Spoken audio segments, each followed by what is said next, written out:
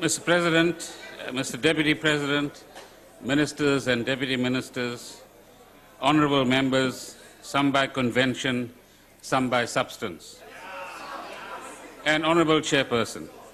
On the 11th of February 1990, 25 years ago, President Nelson Mandela was released from prison after spending 27 years in jail. On his release, he said, and I quote, "The destruction caused by apartheid on our subcontinent is incalculable. The fabric of family life of millions of my people has been shattered. Millions are homeless and unemployed.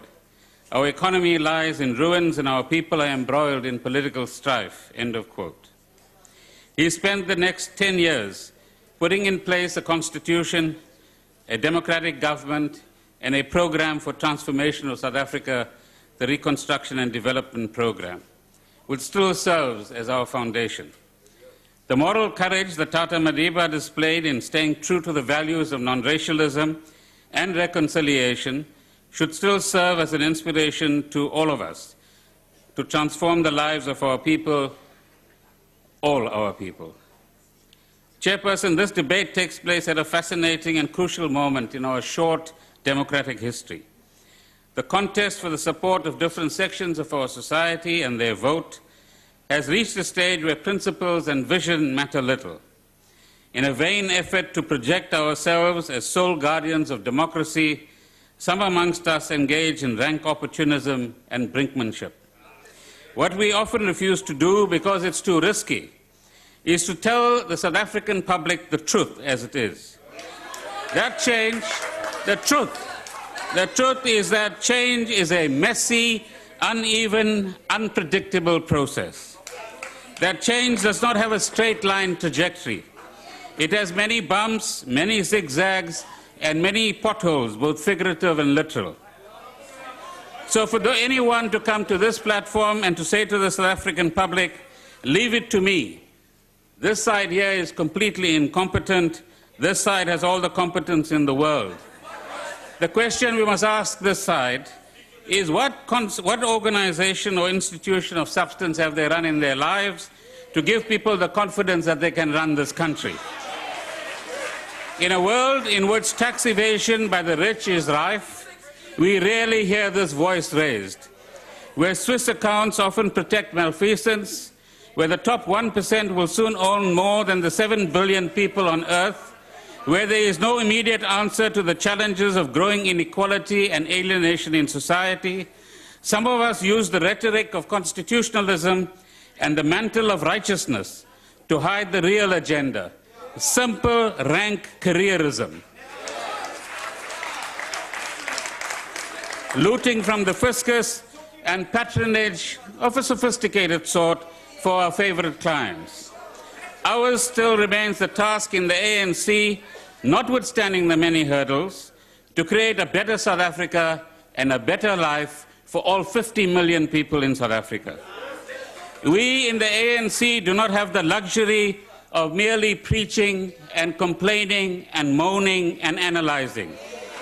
We have the responsibility to continue with the tough work of changing South Africa, of giving people hope, not despair. We are not a broken organization. We are not a broken country. Chairperson, the local government sphere provides a unique microcosm of all of the challenges that face progressives who earnestly want to change both the structure and the daily suffering of some 50 million people so that they can live better. We want our 50 million people to live in dignity and decency. We want them to live in harmony and peace, not in strife. We want them to live in safety and be creative contributors to building a different and caring South Africa. A crucial part of this program of overcoming the divides of the past is the historic project of building a new nation in which non-racialism and non-sexism will thrive and the diversity of our people is embraced with increasing understanding and respect for different cultures, religions, and languages. The ANC, we insist, remains the leading champion of transformation in South Africa. Notwithstanding many challenges and impediments, the ANC remains the most committed organization to pursue the task of transforming local government, and thereby the lives of all sections of South Africa over the next few decades, because it is going to take decades to do the work we have to do. Local government, honourable members, is both the site of great excellence, as I will point out in a moment, and a site for the most regrettable neglect. We will not deny this reality. Ours is the responsibility to continue to change the reality faced by our people daily, not just criticize and condemn.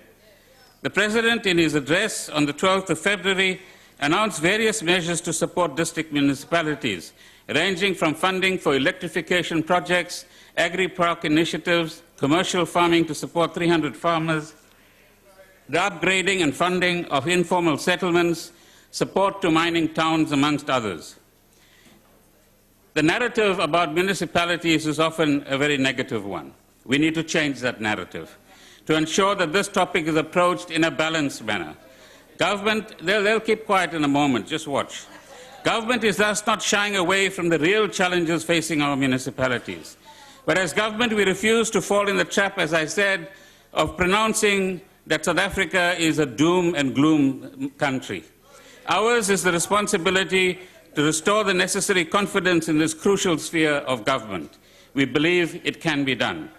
Over the past year, a number of municipalities have taken initiatives to promote municipal excellence and innovation across various fields of service delivery and socio-economic development. Let me mention a few.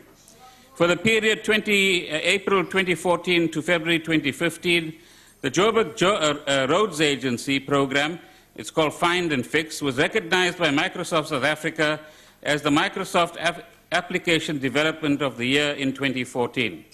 The Fix and Find app, which empowers citizens of Joburg to help themselves and the city by providing concise and accurate information about road-related matters for which the JRA is responsible, is very useful. Now let's come to Overstrand, which is a DA-controlled municipality. I want to hear the heckling now. This municipality was the winner in the category of waste management during the 2014 Greenest Town competition and the new Prickstool biofiltration water treatment plant, which received an award for excellence in municipal engineering from an engineering organization in South Africa. Let's congratulate them. Let's be fair. The municipality of Umhlatuze, Richards Bay and Mpangeni were recognized for the installation of a computerized system that monitors sewage flow and picks up faults on the grid. Umhlatuze won the award for the best performing municipality in KwaZulu-Natal. As we celebrate 21 years of freedom, we must acknowledge that the critical role local government has played in significantly enhancing basic service delivery to millions of South Africans. But while major advances have been made, it is true that significant challenges remain, and we in the ANC won't hide from those challenges. Challenges such as increasing inward migration and urbanization into our cities, apartheid spatial patterns which still persist in our country, the character of our towns and cities still essentially being what they were in the past, basic service delivery backlogs, problems with infrastructure maintenance, amongst others. In addressing these challenges, we must recognize that municipalities are at different levels of development. In terms of their capacity, they have different socio-economic challenges, they operate in different geographic locations, and they have different economic and revenue potential. Through the Back to Basics approach which the President launched in September last year, where he pronounced on the 5 key pillars of the Back to Basics approach, we want to radically transform the way in which municipalities operate. Our injunction to all municipalities, regardless of which political party controls them, is put people first and listen to their concerns and respond to them. Ensure that there is good governance in municipalities, and if there isn't, take the necessary actions. Ensure that financial management, audit results, and financial prudence is practiced in every municipality. Above all, ensure that services are delivered in the way they should be to the South African public, and build institutions in a way in which future generations can benefit from the resilience of these institutions.